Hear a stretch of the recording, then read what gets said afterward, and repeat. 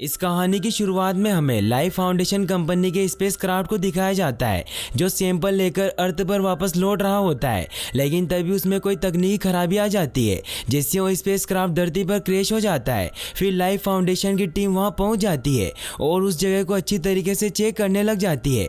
वहीं हमें life foundation के सीईओ कार्लटन ड्रेक को दिखाया जाता है जो भी ये सब कुछ लाइव देख रहा होता है। वो अपने स्टाफ से पूछता है कि क्या हमारे सारे सिम्बियोट सही सलामत है, तो उन्हें बताते हैं कि हमारे पास सिर्फ 3 ही सिम्बियोट सैंपल हैं और उनमें से एक सिम्बियोट ऑर्गेनिज्म कंटेनमेंट से गायब हो गया है। दरअसल सिम्बियोट एक अजीब तरह के क्रिएचर होते हैं जिसे ड्रेक एक्सपेरिमेंट करने के लिए स्पेस से ला रहा होता है। ड्रेक की टीम स्पेस क्राफ्ट से बचे हुए 3 सिम्बियोट को सही सलामत बाहर निकाल लेती है। तभी वहाँ एक नर्स नोटिस करती है कि एक एस्ट्रोनॉट अभी भी जिंदा है, इसीलिए उसे जल्द से जल्द एम्बुलेंस से हॉस्पिटल भेजा जा रहा होता है। वो एम्बुलेंस वहाँ से निकल जाती है। तभी हमें दिखाया जाता है कि वो एस्ट्रोनॉट अचानक से उठ जाता है और वो नर्स और ड्राइवर पर हमला करके उन्हें मार देता है, जिससे हमें पता चलता है कि जो सिम्बियोट गायब हुआ था वो उसी एस्ट्रोनॉट के अंदर था। उस सिम्बियोट का नाम राइट होता है और वो उन सभी सिम्बियोट में सबसे खतरनाक सिम्बियोट होता है। वो सिम्बियोट नर्स की बॉडी में चला जाता है और वो वहाँ से निकलकर सिटी की तरफ बढ़ने लग जाता है और उसके हाथ में लाइफ फाउंडेशन का एक बेज भी होता है। इसका मतलब ये होता है कि वो लाइफ फाउंडेशन कंपनी की तरफ बढ़ रहा होता है क्योंकि बाकी सिम्बियोट उसी कंपनी में होते हैं। वहीं फिर हमें सैन फ्रांसिस्को में एडी और एन को दिखाया जाता है जिन दोनों की जल्दी शादी होने वाली होती है। एन एक लॉयर होती है, इसीलिए वो सुबह जल्दी उठकर काम पर जाने के लिए तैयार हो जाती है। वो एडी को उठाकर उसे बताती है कि वो लाइफ फाउंडेशन के लिए केस लड़ने जा रही है और वो एडी को उसकी मीटिंग में जाने का याद दिलाती है। फिर एडी भी तैयार होकर अपने काम पर निकल जाता है क्योंकि एडी एक रिपोर्टर होता है और उसका द एडी ब्रोक शो बहुत फेमस होता है। वो सारी न्यूज को कवर करके अपने ऑफिस पहुंचता है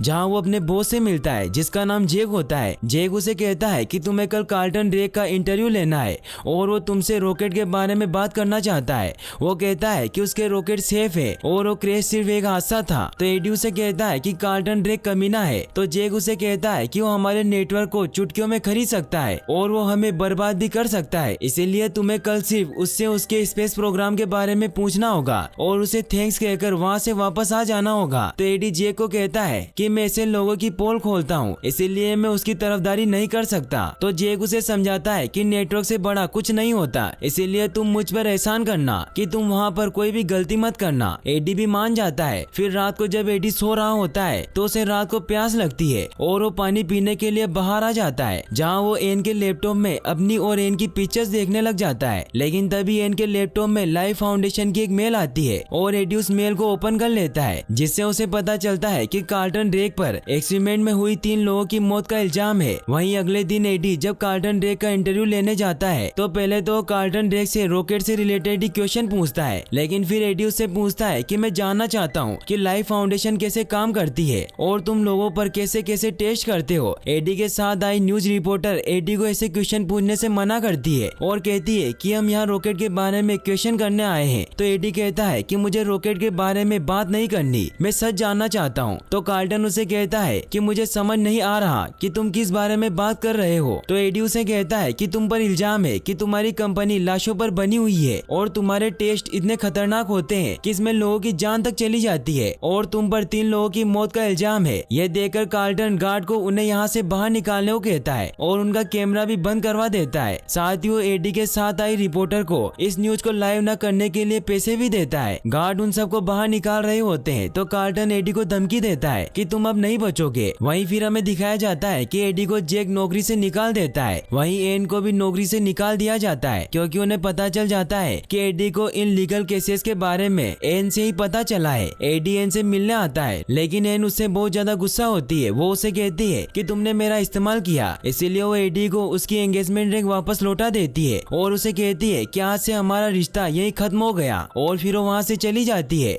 एडी बहुत उदास हो जाता है। वहीं हमें दिखाया जाता है कि एक ट्रक लाइफ फाउंडेशन में एंटर करता है और ये वही ट्रक होता है जिसमें वो तीनों सिम्बियोट के कैन रखे हुए होते हैं। ड्रेक उन क्रिएचर को देखकर बहुत खुश होता है। वहीं हमें उस नर्स को दिखाया जाता है जिसके अंदर राइट सिम्बियोट होता है। वो चलते चलते एक टाउन तक पहुंच जाती है जहाँ पर वो एक दुकान पर रखी ईल को उठाकर खाने लग जाती है। तो दुकानदार उसे रोककर पैसे मांगने लगता है तो वो सिम्बियोट अपनी पावर से उस दुकानदार को वहीं मार देता है। यह देखकर सभी लोग वहाँ से भागने लग जाते हैं, लेकिन तभी कुछ गुंडे उसके पास आते हैं और वो उससे पूछते हैं कि तुम कौन हो। लेकिन तभी वो उन सभी को भी मार देता है और फिर वो सिम्बियोट एक ओल्ड लेडी के अंदर चला जाता है। वहीं फिर हमें 6 महीने बाद लाइफ फाउंडेशन की लैब को दिखाया जाता है, जहां डॉक्टर स्कट उन सिम्बियोट पर एक्सपेरिमेंट कर रही होती है, क्योंकि उन सिम्बियोट को जिंदा रहने के लिए एक ऐसे होस्ट की जरूरत होती है जो सांस लेता हो, ताकि ऑक्सीजन से भरपूर माहौल में ये सिम्बियोट जिंदा रह सके। लेकिन कार्टन उससे पूछता है कि ये सिम्बियोट इन सभी होस्ट के शरीर को क्यों नहीं अपना रहे, क्योंकि अभी तक उन्होंने 35 एनिमल पर इस एक्सपेरिमेंट को कर लिया था, लेकिन किसी भी एनिमल की बॉडी को सिम्बियोट ने नहीं अपनाया। फिर वो उस रेबिट पर भी सिम्बियोट की बॉन्डिंग प्रोसेस स्टार्ट कर देते हैं और इस बार वो कामयाब भी हो जाते हैं। वो सिम्बियोट उस रेबिट से कनेक्ट कर जाता है। ये देखकर ड्रेक बहुत खुश होता है, लेकिन वो डॉक्टर स्कट से पूछता है कि सिम्बियोट ने सिर्फ इस रेबिट के साथ ही क्यों बॉन्ड बनाया। तो स्कट उसे बताती है कि ये प्रोसेस एक ऑर्गन ट्रांसप्लांट जैसी ही प्रोसेस है, जिसमें डोनर और रिसेप्टर कंफर्टेबल होने चाहिए। तो कार्टन उसे कहता है कि हमने सिम्बियोसिस हासिल कर ली है। इसका मतलब ये है कि ये सिम्बियोट ना सिर्फ यहाँ जिंदा रह पाएंगे, बल्कि हम भी स्पेस में जिंदा रह पाएंगे। इसीलिए वो कर्ट को इंसानों पर टेस्ट शुरू करने को कहता है। तो कर्ट उसे मना करती है और कहती है कि अभी इसमें टाइम है। तो कार्टन कहता है कि मैं कुछ भी कर सकता हूँ, इसीलिए तुम्हें अपने बारे में नहीं तो कम से कम अपने बच्चों के बारे में तो सोचना चाहिए। ये सुनकर कर्ट काफी ज्यादा परेशान हो जाती है और उसे ड्रेक की बात माननी पड़ती है। वहीं हमें एडी को दिखाया जाता है, जो एक बार में बैठा हुआ होता है। वो शराब पीकर घर की तरफ निकल जाता है, जहाँ वो मिसेस चेन की शॉप में सामान लेने जाता है। तभी वहाँ एक गुंडा मिसेस चेन को धमकाकर उनके सारे पैसे लेकर चला जाता है, लेकिन एडी कुछ नहीं करता और वो अपने घर चला जाता है। एडी अगले दिन सभी जगह जॉब के लिए अप्लाई कर देता है, लेकिन उसे कोई भी जॉब नहीं देता, यहाँ तक कि उसे बर्तन मांजने तक का काम नहीं मिलता। एडी काफी परेशान होता है, उसे कुछ समझ नहीं आता कि वो क्या करे। वहीं हमें लाइफ फाउंडेशन की लैब को दिखाया जाता है, जहाँ पर कार्टन गरीब लोगों को पैसों का लालच देकर उन पर एक्सपेरिमेंट कर रहा होता है। वो आइजैक नाम के आदमी को एक सिम्बियोट के साथ एक कैप्सूल में बंद कर देता है और फिर उस सिम्बियोट को आजाद करवा देता है। वो सिम्बियोट उस इंसान के साथ बॉन्ड बनाने की कोशिश करता है और देखते ही देखते वो उसके शरीर में समा जाता है। थोड़ी देर तक तो आइजैक नॉर्मल होता है, लेकिन थोड़ी देर बाद वो सिम्बियोट उसके शरीर से बाहर निकलने की कोशिश करने लग जाता है, क्योंकि उस सिम्बियोट के सेल आइजैक के सेल से मैच नहीं खा रहे थे। वो सिम्बियोट आइजैक को वहीं तड़पा तड़पा कर मार देता है और फिर उसकी बॉडी से बाहर निकल जाता है। लेकिन कार्टन को इंसानों की मौत से कोई फर्क नहीं पड़ता और वो टेस्ट करने के लिए दूसरे इंसान को लाने को कहता है। डॉक्टर स्कट को ये सब अच्छा नहीं लगता, उसे उन मासूम इंसानों के लिए बहुत बुरा लगता है जिसके ऊपर एक्सपेरिमेंट किए जा रहे होते हैं। इसीलिए वो सबसे छिपकर एडी से एक शॉप में मिलती है। वो उसे बताती है कि मेरा नाम डोरा स्कट है और मैं लाइफ फाउंडेशन में काम करती हूँ और मुझे तुम्हारी मदद चाहिए। एडी लाइफ फाउंडेशन का नाम सुनते ही वहाँ से चला जाता है, क्योंकि ड्रेक ने उसकी सारी जिंदगी बर्बाद कर दी होती है। स्कट उसे कहती है कि कार्टन ड्रेक अपनी लैब में गरीब लोगों पर एक्सपेरिमेंट कर रहा है और वो सबके सब मारे जा रहे हैं। तो एडी उसे कहता है कि तुम भी तो उसी के लिए काम करती हो, इसीलिए मैं तुम पर भरोसा नहीं कर सकता। तो स्कट उसे कहती है कि मैंने ड्रेक पर इसलिए भरोसा किया क्योंकि मुझे लगता था कि हम लोगों की भलाई के लिए कैंसर का इलाज ढूंढ रहे हैं, लेकिन अब तो बात कुछ और ही है। तो एडी उसे कहता है कि तुम्हें पुलिस के पास जाना चाहिए। तो स्कट उसे कहती है कि मैं पुलिस के पास नहीं जा सकती, क्योंकि ड्रेक बहुत ही खतरनाक और सनकी इंसान है जो मेरी फैमिली को नुकसान पहुंचा सकता है। तो एडी उसे कहता है कि मैं सब जानता हूँ, क्योंकि जब मैंने पहली बार उसका इंटरव्यू लिया तो अगले ही दिन ड्रेक ने मुझसे वो सब चीजें छीन ली जिसकी मुझे परवाह थी, इसीलिए अब मैं इस मसले में नहीं पड़ सकता। और फिर वहाँ से चला जाता है। वो एन के घर की तरफ जाता है ताकि उससे माफी मांग सके, लेकिन वहाँ एन नहीं होती। तभी एन अपने नए बॉयफ्रेंड डेन के साथ वहाँ आती है। डेन एक डॉक्टर होता है। एडी एन को डेन के साथ देखकर बहुत सैड हो जाता है। एन एडी से कहती है कि तुम यहाँ क्यों आए हो। तो एडी उसे कहता है कि मैं तुम्हें मिस करता हूँ, मुझे तुम्हारी बहुत याद आती है, इसीलिए क्या हम फिर किसी तरह एक हो सकते हैं। तो एन उसे कहती है कि ऐसा नहीं हो सकता और इन सब के जिम्मेदार तुम ही हो। ये सुनकर एडी अंदर से पूरी तरीके से टूट जाता है। वो ब्रिज पर खड़ा इन सब के बारे में सोच रहा होता है कि तभी उसे लाइफ फाउंडेशन कंपनी दिखाई देती है और वो डिसाइड करता है कि वो कार्टन ड्रेक को उसके काले कारनामों की सजा जरूर देगा। और फिर वो डॉक्टर स्कट के दिए हुए नंबर पर उसे कॉल करता है और उसे सब कुछ सच बताने को कहता है। फिर हमें दिखाया जाता है कि डॉक्टर स्कट एडी को अपनी कार में छुपाकर लाइफ फाउंडेशन की कंपनी के अंदर लेकर जाती है ताकि उसे सारी सच्चाई बता सके। स्कट एडी को बताती है कि अर्थ पर इंसानों की जनसंख्या धीरे धीरे बढ़ती जा रही है, लेकिन अभी भी हम अर्थ जैसे दूसरे प्लेनेट पर बसने के लिए हजारों साल दूर है। मगर फिर भी ड्रेक ऐसे प्लेनेट को ढूंढने के लिए अपने प्राइवेट रॉकेट का इस्तेमाल कर रहा है जहाँ पर रहा जा सके। तो एडी उससे पूछता है कि ये सब मैं समझ रहा हूँ, लेकिन तुम मुझे ये बताओ कि वो लोगों को कैसे मार रहा है। तो उसे बताती है कि ड्रेक ने ऐसे प्लेनेट ढूंढने के लिए एक स्पेसशिप भेजा था और और जब वो स्पेसशिप लौट रहा था तो उन्हें एक कॉमेट दिखाई दिया जिसमें शिप के कंप्यूटर ने लाइफ की मौजूदगी दिखाई जहाँ मिलियन ऑफ ऑर्गेनिज्म थे और हमारा शिप उनमें से कुछ सैंपल को ले आया। तो एडी समझ जाता है कि वो एलियन की बात कर रही है। तो स्कर्ट उसे कहती है कि हम उन्हें एलियन नहीं कहते, हम उन्हें सिम्बियोट कहते हैं, लेकिन वो सिम्बियोट होस्ट के बिना हमारे एनवायरनमेंट में जिंदा नहीं रह सकते। लेकिन ड्रेक का मानना था कि इंसान और सिम्बियोट का संगम दूसरे प्लेनेट पर हमारे सर्वाइवल के लिए बहुत मायने रखता है और साथ ही वो उसे ये भी कहती है कि इस रिसर्च को करने का कोई भी साइंटिफिक बेस नहीं है, वो बस सिर्फ लोगों की बलि चढ़ा रहा है। तभी उन्हें किसी गार्ड के आने की आवाज आती है तो इसका एडी को उस लैब में भेज देती है जहाँ पर एक्सपेरिमेंट किए जा रहे थे, लेकिन वो वहाँ उसे किसी भी चीज को छूने से मना करती है और फिर वो उस गार्ड को उधर जाने से रोक लेती है। वहीं एडी उन सभी कैप्सूल को देखता है जिनके अंदर लोगों पर एक्सपेरिमेंट किए जा रहे होते हैं। वो उन सभी की फोटो क्लिक करने लग जाता है। तभी वो वहाँ देखता है कि एक कैप्सूल में एक लेडी बैठी हुई है और वो चिल्लाने लगती है कि मदद करो, और ये वही लेडी होती है जो एडी के घर के पास भीख मांगा करती है। एडी उसे जानता था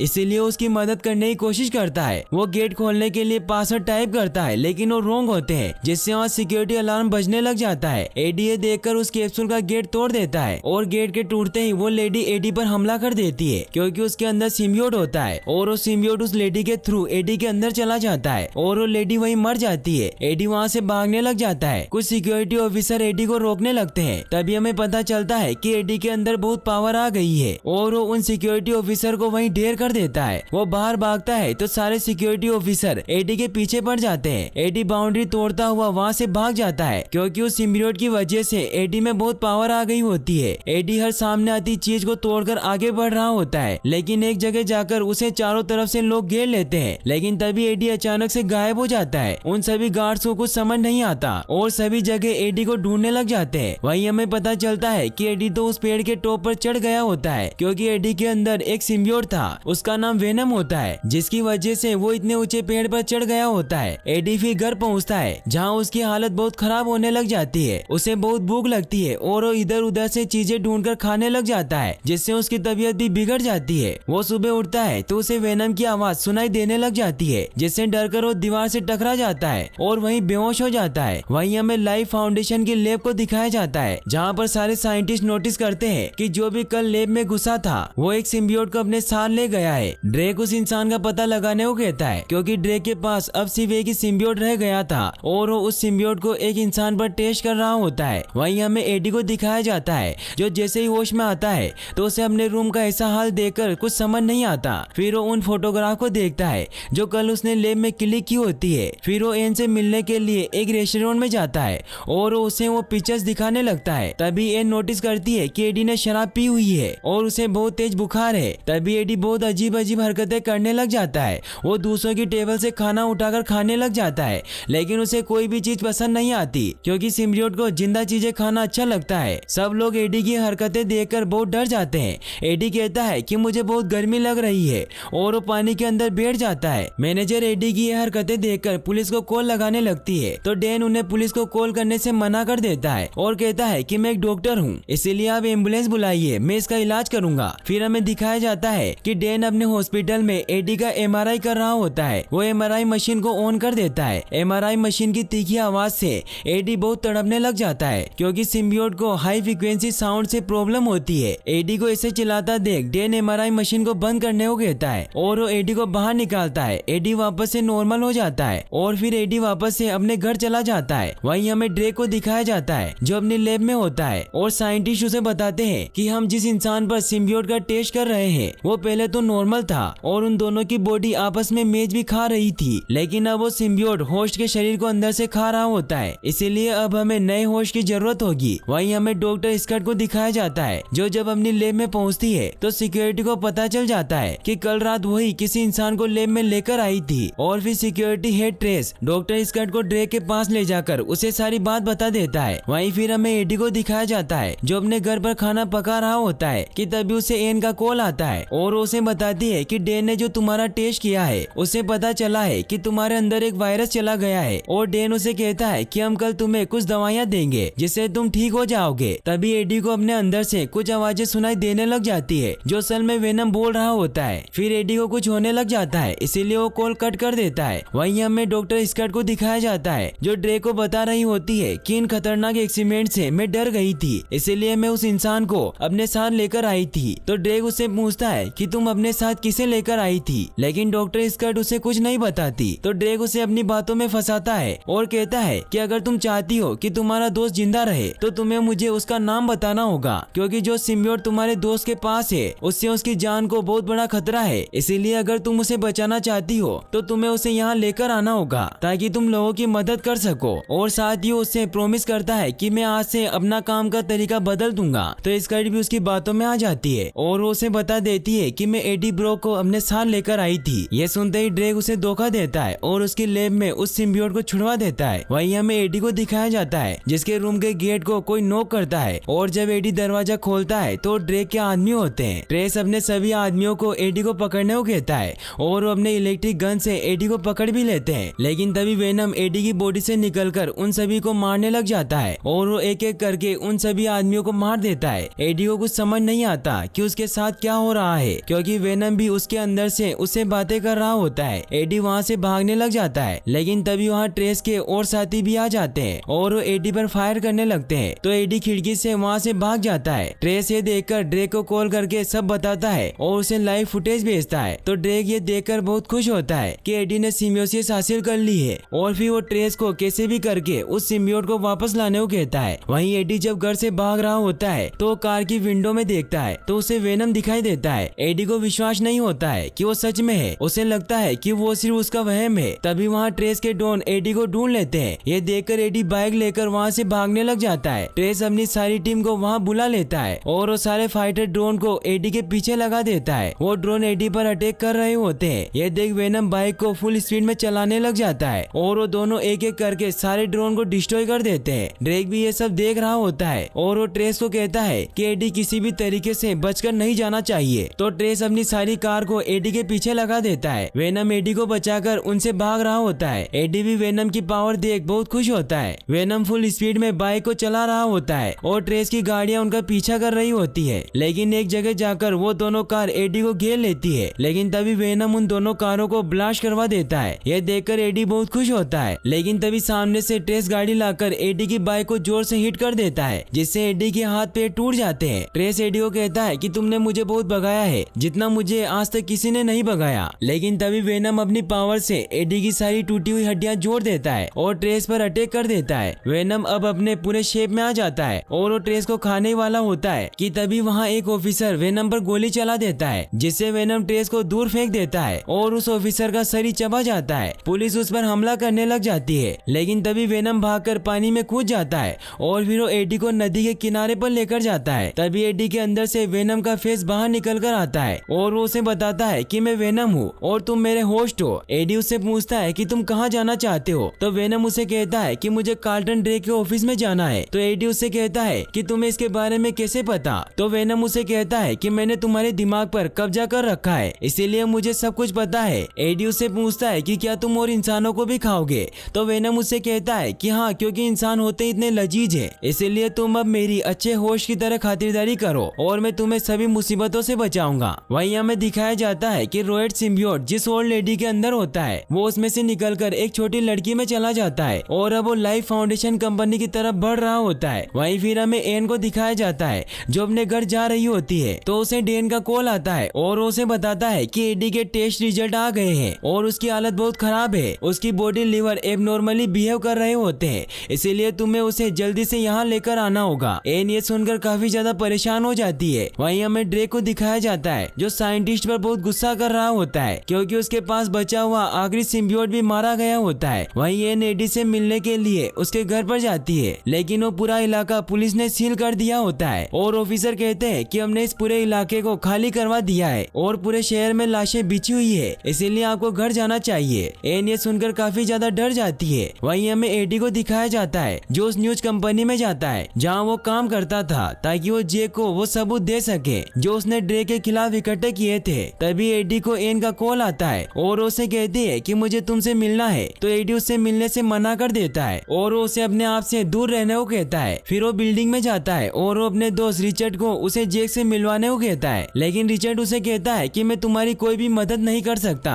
क्योंकि इससे मेरी नौकरी चली जाएगी। एडी को कुछ समझ नहीं आता। तभी वेनम उसे कहता है कि अगर तुम्हें ऊपर जाना ही था तो तुमने मुझे क्यों नहीं कहा। और फिर वेनम एडी को सीधे ही बिल्डिंग के ऊपर ले जाता है और फिर वो जैक के ऑफिस में जाते हैं, जहाँ वो जैक के लिए एक मैसेज छोड़ता है कि मेरा ये आखिरी काम कर देना। और वो वहाँ अपने मोबाइल को भी छोड़ देता है क्योंकि उसमें ही वो सबूत होते हैं। फिर वेनम एडी को वहाँ से नीचे छलांग लगाने को कहता है, लेकिन एडी को ऊंचाई से डर लगता था, इसीलिए वो लिफ्ट से नीचे जाता है। लेकिन नीचे आर्मी एडी का पहले से ही इंतजार कर रही होती है और वो एडी को अपने हाथ ऊपर करने को कहते हैं। तभी एडी उन्हें कहता है कि तुम बहुत बड़ी गलती कर रहे हो और फिर एडी वेनम को उन पर हमला करने को कहता है। वेनम अपने शेप में आ जाता है। वो सारे ऑफिसर वेनम पर गोलियां चलाने लग जाते हैं, लेकिन वेनम को कुछ नहीं होता और वो एक एक करके सबको मार देता है। एन भी वहाँ पहुँच जाती है और वो वेनम को देखकर काफी ज्यादा डर जाती है। तभी एडी वापस से नॉर्मल हो जाता है और वो एन को समझाता है कि वो मैं नहीं हूँ बल्कि वो सिम्बियोट है जो मेरे ऊपर हावी है। यह सुनकर एन एडी को अपने साथ हॉस्पिटल चलने को कहती है। वो उसे कार में बैठने को कहती है, लेकिन एडी उसे कहता है कि मैं तुम्हारे साथ नहीं चल सकता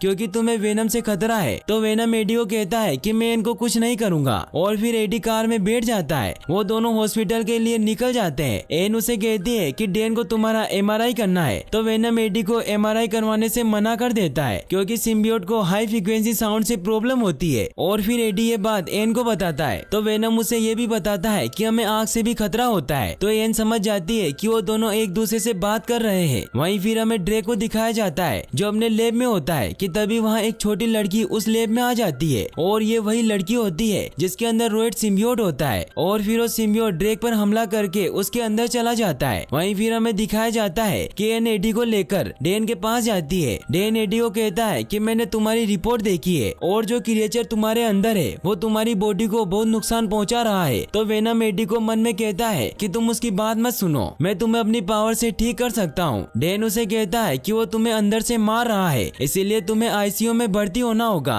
वेनम ये सुनकर डेन पर अटैक कर देता है। ये देखकर एन एमआरआई मशीन को ऑन कर देती है जिससे वेनम को उस साउंड से प्रॉब्लम होने लग जाती है और वो एडी के शरीर से अलग हो जाता है। ये देखते ही डेन वेनम को एक रूम में बंद कर देता है। एडी वेनम को कहता है कि हमारी साथ रहने की डील हुई थी, लेकिन फिर भी तुम मुझे मार रहे थे। और फिर एडी वहाँ से चला जाता है। डेन एन से पूछता है कि ये सब क्या चल रहा है और अब हम इस क्रिएचर का क्या करेंगे। तभी वो देखते हैं कि वेनम वहाँ से भाग गया है। वेनम वहाँ से निकलकर एक डॉग के अंदर चला जाता है। वहीं एडी जब लिफ्ट से नीचे जा रहा होता है कि तभी ट्रेस वहाँ आ जाता है और वो एडी को बेहोश करके अपने साथ ले जाता है। वेनम भी ये सब कुछ देख लेता है क्योंकि वो उस डॉग के अंदर चला गया था। फिर वेनम को एन दिखाई देती है। वहीं हमें दिखाया जाता है कि ट्रेस एडी को पकड़कर ड्रेक के पास ले जाता है। ड्रेक एडी से पूछता है कि मुझे बता दो वेनम कहाँ है। तो एडी कहता है कि मुझे पता नहीं है कि वो कहाँ है और मुझे पता होता तो भी मैं तुम्हें नहीं बताता। तभी ड्रेक के अंदर से राइट सिम्बियोट बाहर आता है और यहाँ हमें पता चलता है कि वो राइट सिम्बियोट उस लड़की से ड्रेक के अंदर चला गया है। राइट एडी से कहता है कि मुझे बता दो कि वेनम कहाँ है, लेकिन एडी उसे कुछ नहीं बताता। तो ड्रेक एडी को खत्म करने को कहता है। वहीं हमें दिखाया जाता है कि ड्रेक राइट से बात कर रहा होता है। वो उसे कहता है कि मैंने तुम्हारे दोस्तों को बचाने की बहुत कोशिश की, लेकिन मैं उन्हें जिंदा नहीं रख पाया। तो राइट उसे कहता है कि हमारे जैसे लाखों हैं, बस हमें उन्हें स्पेस से यहाँ लाना होगा। तो ड्रेक उसे कहता है कि ये सब तुम मुझ पर छोड़ दो। वहीं फिर हमें दिखाया जाता है कि ट्रेस एडी को मारने के लिए जंगल में लेकर जाता है क्योंकि उसे बहुत ही भयानक मौत देना चाहता था। लेकिन तभी वेनम वहाँ आ जाता है जो एन की बॉडी में होता है और वो ट्रेस के दोनों आदमियों को मार देता है। फिर वो ट्रेस का सर चबा जाता है और फिर वेनम वापस से एडी के अंदर चला जाता है। वेनम एडी को बताता है कि ड्रेक के अंदर जो सिम्बियोट है वो राइट है। तो एडी उससे पूछता है कि ये राइट कौन है। तो वेनम उसे बताता है कि राइट हमारी टीम का लीडर है और हथियार चलाने में वो बहुत माहिर है। वेनम वहाँ जाने के लिए निकलता है, लेकिन तभी एन भी साथ चलने को कहती है, मगर वेनम उसे साथ चलने से मना कर देता है। वहीं हमें ड्रेक को दिखाया जाता है जो रॉकेट लॉन्च करने की तैयारी कर रहा होता है ताकि वो स्पेस में जाकर और भी सिम्बियोट को ला सके। वहीं हमें एडी को दिखाया जाता है जिसे वेनम कहता है कि हमें राइट को रोकना होगा, नहीं तो मेरे जैसे करोड़ों को धरती पर लेकर आ जाएगा और फिर वो इंसानों पर राज करेंगे। तो एडी उसे कहता है कि तुम भी तो यही चाहते हो ताकि तुम इंसानों को खा सको। तो वेनम उसे कहता है कि अब मेरा इरादा बदल गया है और अब मुझे यहाँ अच्छा लगने लगा है क्योंकि मैं मेरे प्लेनेट पर तुम्हारी तरह लूजर था, लेकिन यहाँ मैं बॉस हूँ, इसीलिए अब हम दोनों को साथ मिलकर राइट को रोकना होगा। फिर वो दोनों रॉकेट की तरफ निकलते हैं। वहीं फिर हमें ड्रेक को दिखाया जाता है जिसकी टीम रॉकेट को चेक कर रही होती है, लेकिन ड्रेक उन्हें चेक करने से मना करता है और फिर वो खुद रॉकेट को एक्टिवेट कर देता है और रॉकेट अगले 5 मिनट में लॉन्च होने के लिए तैयार हो जाता है। लेकिन तभी वहाँ एक साइंटिस्ट रॉकेट को लॉन्च होने से रोकने लगता है। ड्रेक को इसके बारे में पता चल जाता है और रायट अपने पूरे शेप में आकर उसे मार देता है। सब रायट से डरकर वहाँ से भागने लग जाते हैं। फिर रायट रॉकेट की तरफ बढ़ने लग जाता है। वेनम भी वहाँ पहुँच चुका होता है। एडी रायट को देखकर डर जाता है क्योंकि वो बहुत बड़ा और खतरनाक होता है। एडी वेनम को कहता है कि क्या तुम्हें पूरा विश्वास है कि तुम उसे हरा दोगे? तो वेनम उसे कहता है कि ये वो बला है जो शीशे से पत्थर को तोड़ता है, इसलिए हमारी जीतने की उम्मीद 0% है। फिर वेनम रायट को रोकने के लिए जाता है। रायट वेनम को भी अपने साथ होने को कहता है, लेकिन वेनम उसे कहता है कि मैं तुम्हें इस दुनिया को बर्बाद नहीं करने दूंगा। तो रायट वेनम पर अटैक करने लग जाता है। वेनम उसके हर वार से बचता जाता है और वो भी रायट पर अटैक करता है, जिससे रायट समझ जाता है कि उसका होश ताकतवर है, लेकिन वो उसे कहता है कि फिर भी तुम मुझसे नहीं जीत सकते।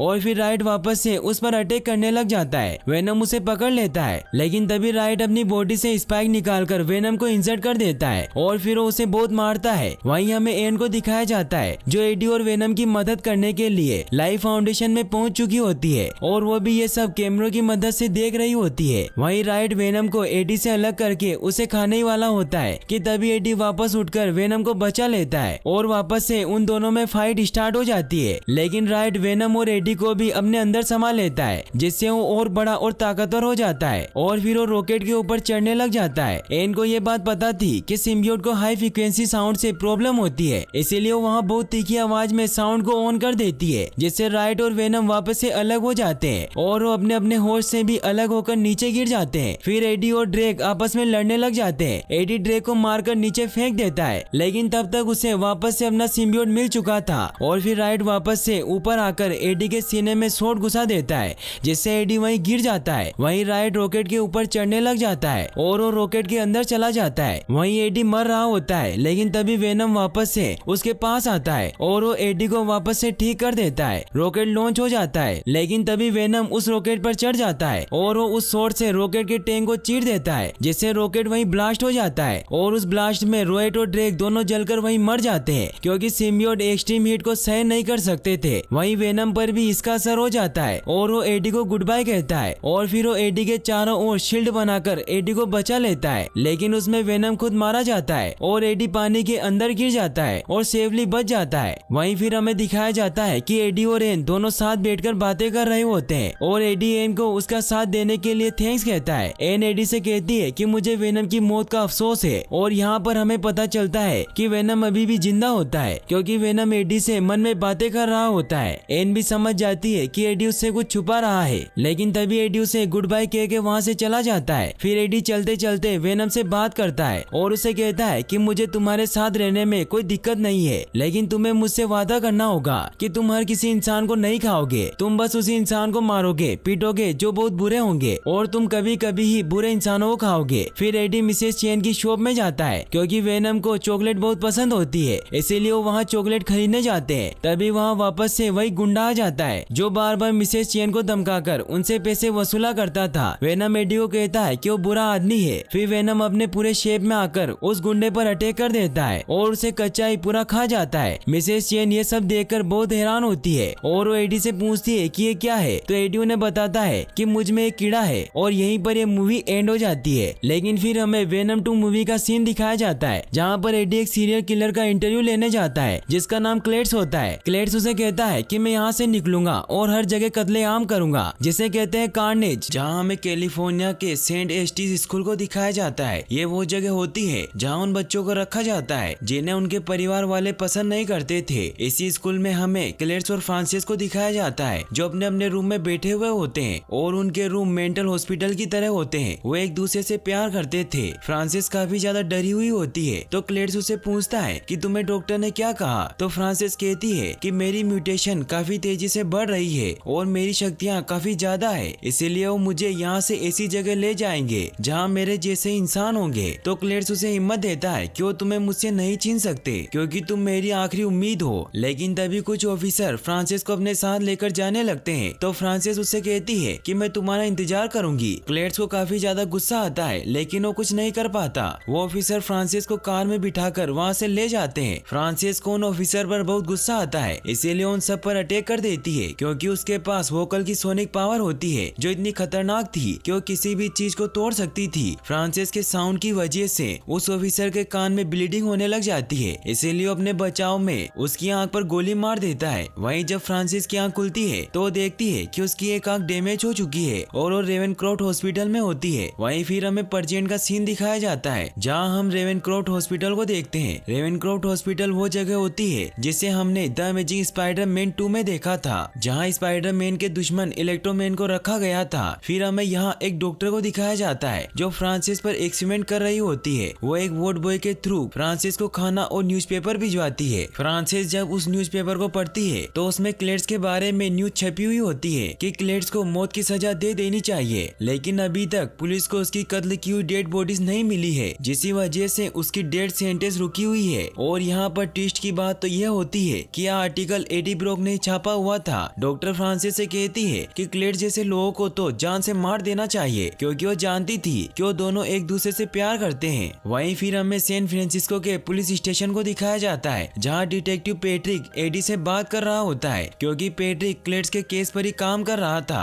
वो एडी से कहता है कि क्लेड्स तुमसे मिलना चाहता है क्योंकि वो शायद तुम्हें कुछ बताना चाहता हो। तो एडी कहता है कि मैं उससे कोई वास्ता नहीं रखना चाहता। तो पैट्रिक कहता है कि वो सिर्फ तुमसे ही बात करना चाहता है और शायद वो तुम्हें उसकी कत्ल की हुई डेड बॉडीज के बारे में कुछ बताना चाहता हो। तभी वेनम एडी के शरीर से निकलकर पैट्रिक को खाने लगता है, मगर तभी एडी उसे रोककर बाथरूम के अंदर ले जाता है। वो दोनों बातें करने लगते हैं। पास में ही मौजूद एक लेडी और पैट्रिक भी उन दोनों की बातें सुन रहे थे। वेनम एडी को कहता है कि हमें सिटी के अंदर जाकर सिटी को प्रोटेक्ट करना चाहिए, ना कि हमें यहाँ इसकी बकबक सुननी चाहिए। तो एडी उसे कहता है कि क्लेड्स मुझे कुछ सबूत देना चाहता है। तो वेनम उसकी बेइज्जती करने लगता है कि तुम कुछ भी काम सही से नहीं कर सकते। तो एडी उसे कहता है कि तुम्हें मेरे काम में टांग नहीं अड़ानी चाहिए, इसीलिए तुम चुपचाप रहो। फिर एडी क्लेड्स के पास पहुंचता है। एडी उससे पूछता है कि आखिर तुम मुझसे क्या चाहते हो, तुमने मुझे यहाँ क्यों बुलाया है। तो क्लेड्स उसे कहता है कि मैं मौत की तहलीज पर खड़ा हुआ हूँ, इसीलिए तुम मेरे फैंस के लिए एक पैगाम पहुँचा दो और बदले में मैं तुम्हें अपनी जिंदगी के राज बताऊंगा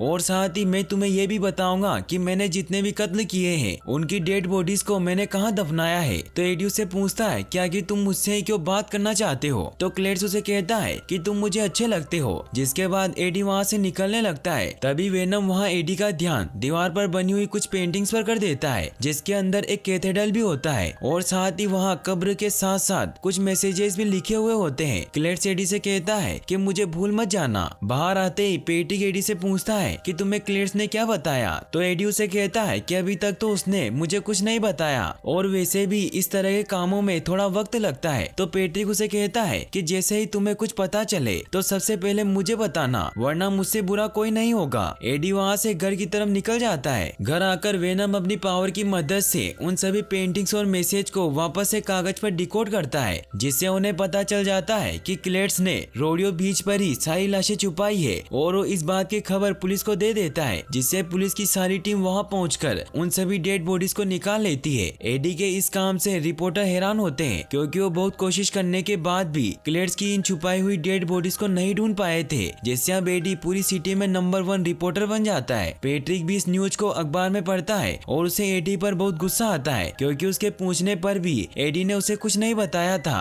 और अब सबूत मिल जाने की वजह से क्लेड्स को मौत की सजा सुना दी जाती है, जिससे क्लेड्स को बहुत ज्यादा गुस्सा आता है। वहीं फ्रांसिस को भी इस न्यूज के बारे में पता चल जाता है और ये खबर सुनने के बाद वो काफी ज्यादा टूट जाती है। वहीं फिर हमें एडी को दिखाया जाता है, जिसे वेनम कहता है कि अब मैं मुर्गियां खा खाकर थक चुका हूँ और अब मैं इंसानों को खाना चाहता हूँ। तो एडी उसे कहता है कि हम ऑलरेडी क्लेड्स के केस में उलझे हुए हैं, इसीलिए हमें अभी कोई भी रिस्क नहीं लेना चाहिए और अगर अभी किसी भी इंसान की मौत हुई या फिर कोई भी इंसान गायब हो गया तो FBI का सारा शक हम पर ही आएगा, इसीलिए हम इस वक्त कोई भी मुसीबत मोल नहीं ले सकते। वेनम एडी को परेशान करने लगता है कि मुझे खाना चाहिए। इससे परेशान होकर एडी मिसिस चेन की शॉप में जाता है ताकि वो वहाँ से वेनम के लिए चॉकलेट खरीद सके, लेकिन वहाँ चॉकलेट नहीं होती, इसीलिए फिर वो दोनों एक पोल्ट्री फार्म में जाते हैं जहाँ वेनम बहुत सारी मुर्गियों को सीधा ही खा जाता है। वो वहाँ से निकलने लगते हैं कि तभी रास्ते में वेनम देखता है कि एक गुंडा एक औरत का पर्स छीनने की कोशिश कर रहा है। ये देखकर वेनम उसकी मदद करने जाता है और वो उस गुंडे को पकड़कर खाने लगता है। तो एडी उससे रिक्वेस्ट करता है कि प्लीज इसे मत खाओ। तो वेनम भी उसकी बात मान लेता है और उस गुंडे को कचरे में फेंक देता है। फिर वो दोनों वहाँ से जाने लगते हैं। तभी रास्ते में एडी को एन का कॉल आता है। एडी एन से बात करता है। एन उसे मिलने के लिए रात 8 बजे एक रेस्टोरेंट में बुलाती है। एडी भी उससे मिलने के लिए मान जाता है। फिर वो उस रेस्टोरेंट में पहुँचता है जहाँ वो एन से मिलता है है और वो दोनों साथ में बातें करने लगते हैं। साथ ही वेनम भी एडी से मन में ही बात कर रहा था, जिससे एन को कहीं ना कहीं पता चल जाता है कि एडी के अंदर वेनम जिंदा है, क्योंकि एन को ऐसा लगता था कि वेनम के फर्स्ट वाले पार्ट में वेनम मारा गया है। इसीलिए उससे पूछती है कि क्या वेनम इस वक्त भी तुम्हारे साथ है, जिस पर एडी कहता है कि वेनम तो मर चुका है। फिर एन एडी को बताती है कि मैंने डेन से एंगेजमेंट कर ली है। ये देखकर एडी बहुत ही परेशान हो जाता है, क्योंकि वो पहले एक दूसरे से प्यार किया करते थे। तभी एन कहती है कि हाय वेनम, एडी का ख्याल रखना, क्योंकि मैं जानती हूँ कि तुम अभी भी एडी के अंदर हो, इसीलिए प्लीज अब तुम एडी का ख्याल रखना।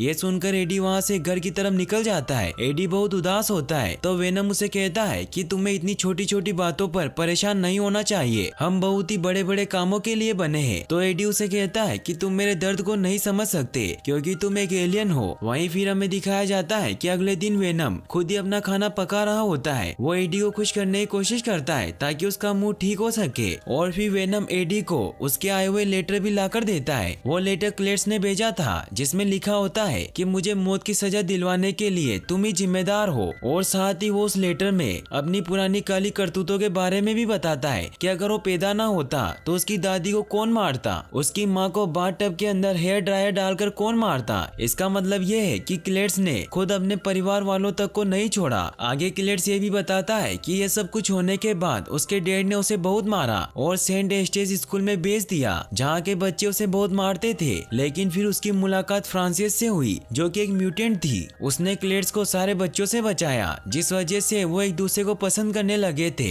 आगे लेटर में वो ये भी बताता है कि मैं आखिरी बार तुमसे मिलना चाहता हूँ। तो एडी भी वेनम से कहता है कि हमें भी उससे मिलना चाहिए। फिर हमें दिखाया जाता है कि एडी क्लेड्स से मिलने के लिए जेल में जाता है, जहाँ क्लेड्स उसे कहता है कि मैं हमेशा से ही एक परिवार के लिए तरसता रहा हूँ। जिसके रिप्लाई में एडी उसे कहता है कि तुमने तो खुद ही अपने परिवार वालों को मार दिया, फिर तुम परिवार के लिए क्यों तरस रहे हो। तो क्लेड्स उसे कहता है कि अगर मुझे मौत की सजा हुई तो मेरी मौत के जिम्मेदार सिर्फ और सिर्फ तुम ही होगे। और साथ ही वो ये भी कहता है कि तुम अपने परिवार वालों के लिए एक कैंसर हो, क्योंकि तुमने एन को धोखा दिया। इससे वेनम को उस पर बहुत गुस्सा आता है और उसे मारने लगता है। क्लेड्स भी खुद को छुड़वाने के लिए एडी के हाथ पर बाइट कर लेता है, लेकिन तभी गार्ड आकर एडी को उसे छुड़वा देता है। एडी वहाँ से जाने लगता है तो क्लेड्स उसे कहता है कि मैंने पहले भी खून को चखा है, लेकिन तुम्हारा खून कुछ अलग है। फिर हमें दिखाया जाता है कि क्लेड्स ने जब एडी को काटा था तो वेनम का छोटा सा टुकड़ा क्लेड्स के मुंह में ही रह गया था, जिससे अब कार्नेज का जन्म होगा। वहीं हमें दिखाया जाता है कि एडी अपने घर पहुंचता है तो वेनम एडी से माफी मांगता है कि मुझे ऐसा नहीं करना चाहिए था। तो एडी उसे कहता है कि तुम्हें अपने आप पर कंट्रोल करना चाहिए, क्योंकि अगर तुमने क्लेड्स को मार दिया होता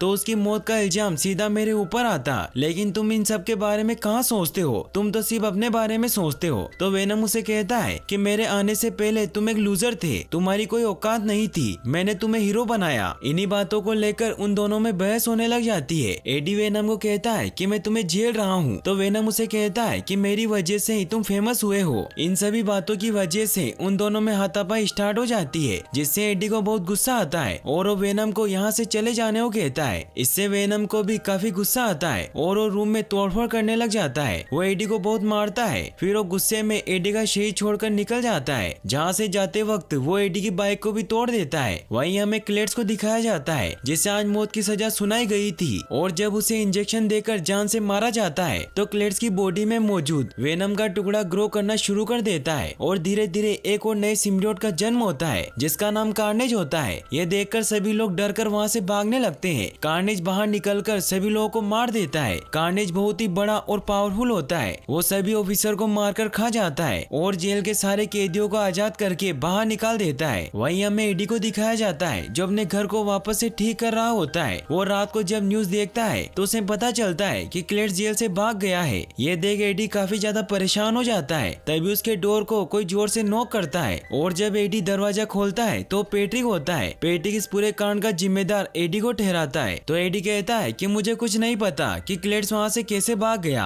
और तुम मुझे इसका जिम्मेदार नहीं ठहरा सकते। तो पैट्रिक उसे कहता है कि क्लेड्स ने सिर्फ तुमसे मुलाकात की थी और हो सकता है कि तुम भी उसी के साथ मिले हो, इसीलिए मैं यहाँ आया था क्योंकि मुझे लगा कि वो तुमसे मिलने आया होगा। तो एडी उसे कहता है कि मेरा उससे कोई वास्ता नहीं है। तो पैट्रिक वहाँ से चला जाता है। वहीं हमें दिखाया जाता है कि वेनम धीरे धीरे करके बॉडीज को चेंज कर रहा होता है, क्योंकि उसे अपने हिसाब की कोई भी बॉडी नहीं मिल पा रही थी। फिर वो एक लड़की के अंदर चला जाता है, जहाँ वो अपने फुल शेप में आ जाता है, क्योंकि वहाँ पार्टी चल रही थी जिसमें बहुत से लोग कॉस्ट्यूम पहनकर आए थे, इसीलिए सभी लोगों को लगता है कि वेनम ने भी कॉस्ट्यूम पहन रखा है और वो काफी ज्यादा बड़ा और स्मार्ट लग रहा था, इसीलिए सब लोग उसकी तारीफ करते हैं और उसके साथ सेल्फी क्लिक करवाते हैं। वहीं दूसरी तरफ हमें क्लेड्स को दिखाया जाता है जो एक कार चुराकर भाग रहा होता है। क्लेड्स कार्नेज से बातें करता है जिस तरीके से एडी वेनम से बात किया करता था। कार्नेज क्लेड्स को कहता है कि अभी मेरे अलावा इस दुनिया में सिर्फ एक ही सिम्बियोट है और वो है वेनम, इसीलिए अगर हम दोनों मिलकर उसे खत्म कर दे तो पूरी दुनिया पर सिर्फ हमारा ही राज होगा। तो क्लेड्स कहता है कि मुझे सबसे पहले अपनी फ्रांसिस को छुड़वाना है और इसी बात को लेकर उन दोनों के बीच डील हो जाती है, लेकिन क्लेड्स को ये पता नहीं होता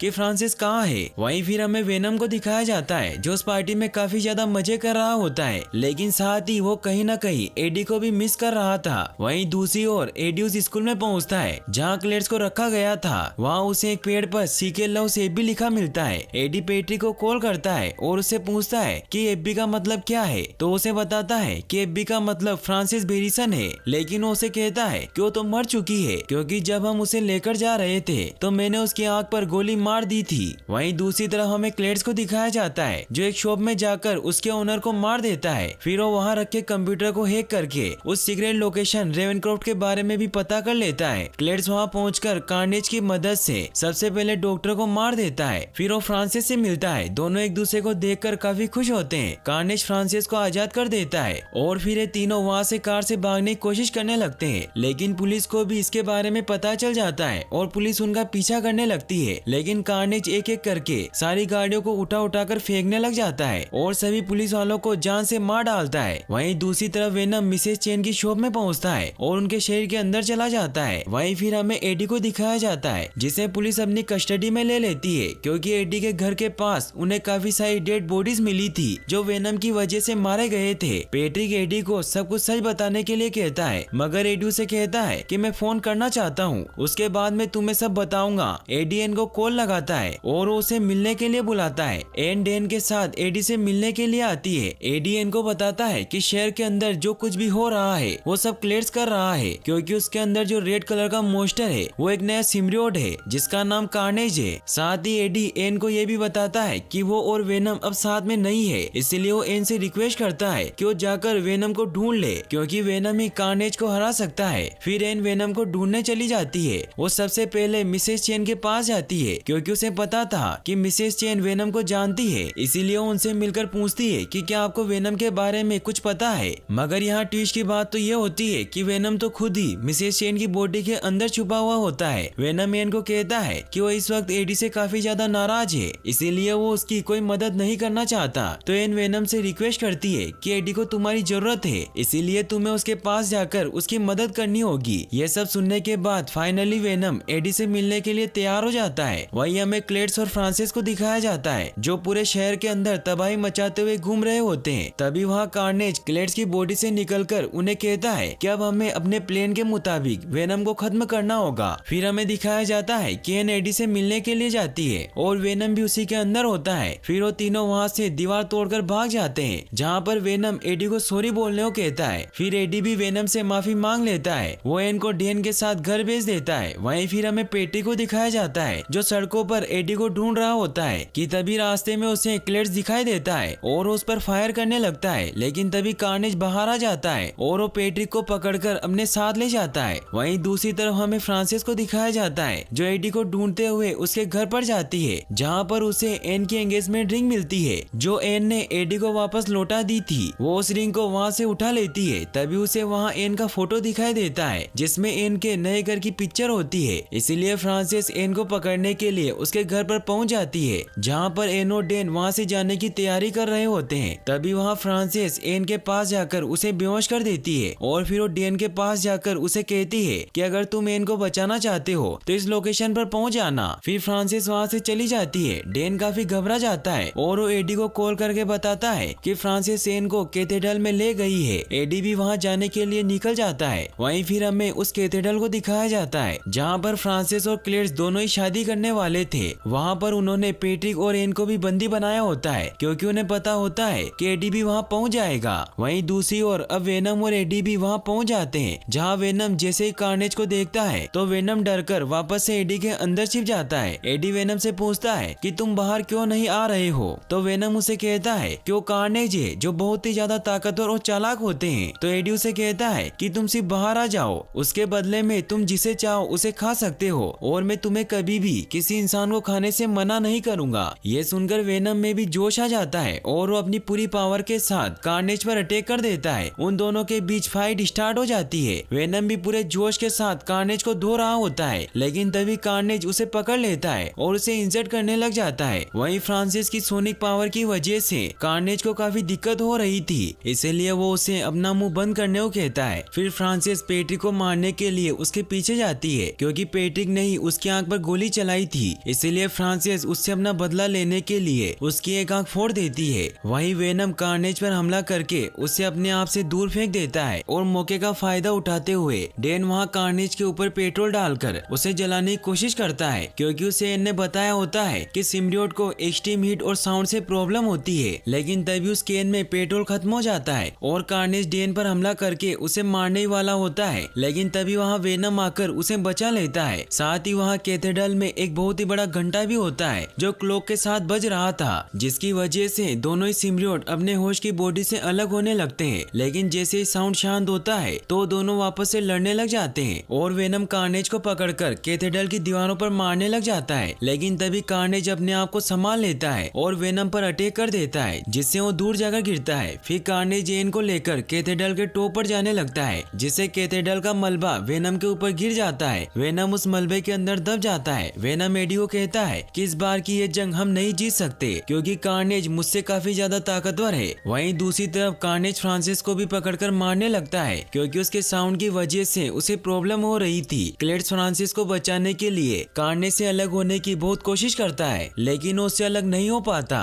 वेनम भी ये सब देख रहा होता है, जिससे वो समझ जाता है कि वो दोनों आपस में पूरी तरीके से नहीं जुड़े हुए हैं। एडी भी वेनम से कहता है कि सिर्फ और सिर्फ हम ही एक परफेक्ट मैच है, हमारे अलावा और कोई भी परफेक्ट मैच नहीं हो सकता। ये सुनकर वेनम में और भी ज्यादा जोश आ जाता है और वो उन पत्थरों से बाहर आ जाता है। वेनम एक रोड को उठाकर कैथेड्रल की टॉप की तरफ बढ़ने लग जाता है। वहीं कार्नेज जेन को खाने ही वाला होता है कि तभी वेनम उस रोड को कार्नेज के सिर में घुसा देता है, जिससे सीधी जमीन पर गिरने लग जाती है। मगर सही वक्त पर आकर वेनम उसे बचा लेता है, लेकिन तभी कार्नेज वेनम पर अटैक करके उसे इंजर्ड करने लग जाता है। मगर वेनम फिर भी एन को सुरक्षित नीचे उतार देता है। फिर वेनम वापस से ऊपर आता है, लेकिन अब वो काफी ज्यादा कमजोर हो चुका था और कार्नेज बार बार उसके ऊपर वार कर रहा था। तभी वहाँ फ्रांसिस भी होश में आ जाती है। ये देखकर वेनम उसे नीचे धक्का दे देता है, जिससे वो गिरते वक्त घबराहट में चिल्लाने लगती है, जिसकी वजह से कैथेड्रल की सारी दीवारें और कांच टूटने लग जाते हैं। और इतनी ज्यादा हाई फ्रीक्वेंसी साउंड की वजह से दोनों सिम्बियोट भी होश से अलग हो जाते हैं। सब नीचे गिर रहे होते हैं। तभी कैथेड्रल का बहुत बड़ा घंटा आकर फ्रांसिस के ऊपर गिर जाता है, जिससे उसकी वहीं डेथ हो जाती है। वहीं डेन और एन मिलकर वेनम को एडी के पास पहुंचाते हैं, जिससे वेनम वापस से अपने शेप में आ जाता है। वहीं क्लेड्स भी जमीन पर गिर जाता है और कार्नेज भी उससे अलग हो जाता है। कार्नेज वापस से क्लेड से मिलने के लिए उसके पास जाने लगता है, लेकिन तभी वेनम उसे पकड़ लेता है और उसे कच्चा ही खा जाता है और फिर वो क्लेड्स को पकड़कर उसे भी मार देता है। लेकिन तभी वहाँ पुलिस भी आ जाती है। यह देखकर एडी, डेन और एन वहाँ से भागने लगते हैं, जहाँ पर एडी डेन को कहता है कि तुम एन को अपने साथ ले जाओ। वहीं हमें दिखाया जाता है कि उस हादसे के अंदर पैट्रिक भी जिंदा बच गया होता है और उसकी आंखें नीली पड़ गई थी। वहीं फिर हमें दिखाया जाता है कि वेनम और एडी बीच के किनारे पर बैठे हुए होते हैं और अब वेनम भी उसे घुमाने के लिए थैंक्स कहता है। वो फिर उसे कहता है कि अब हम कहाँ जाएंगे, तो एडी उससे कहता है कि अब हम ऐसी जगह जाएंगे जहाँ दुनिया को हमारी जरूरत हो। और ये मूवी यहीं पर एंड हो जाती है। फिर हमें इस मूवी के पोस्ट क्रेडिट सीन को दिखाया जाता है, जहाँ वेनम और एडी साथ में टीवी देख रहे होते हैं। एडी वेनम से कहता है कि हमें एक दूसरे से कोई भी बात नहीं छिपानी चाहिए। तो वेनम उसे कहता है कि मैं तुम्हें कुछ बताना तो चाहता हूँ, लेकिन तुम उन बातों को समझ नहीं पाओगे। लेकिन फिर भी वेनम उसे कहता है कि मैं तुम्हें उन सभी चीजों की झलक दिखाने वाला हूँ जिनका हम सभी सिम्बियोट ने एहसास किया है। तो एडी उसे कहता है कि मैं रेडी हूँ। मगर तभी वहाँ टीवी फ्लिकर करने लग जाता है और सभी चीजें अचानक से बदल जाती है। एडी को ऐसा लगता है कि ये सब वेनम कर रहा है, लेकिन वेनम उसे कहता है कि मैंने ये सब नहीं किया। तभी टीवी में वहाँ एक न्यूज आने लगती है, जिसमें वही सीन दिखाया जाता है जहाँ एमसीयू वाले स्पाइडरमैन ने मिस्टीरियो को अभी अभी हराया था। इससे हमें पता चलता है कि अब वेनम भी एमसीयू का हिस्सा बन चुका है। और इसी सस्पेंस के साथ ये मूवी यहीं पर एंड हो जाती है। और गाइस, अगर आप ऐसी और वीडियोस देखना चाहते हैं तो डिस्क्रिप्शन में दी गई लिंक्स पर क्लिक करके वो वॉच कर सकते हैं। और वीडियो को लाइक और चैनल को सब्सक्राइब करने के लिए आपका तहे दिल से शुक्रिया। Thanks for watching.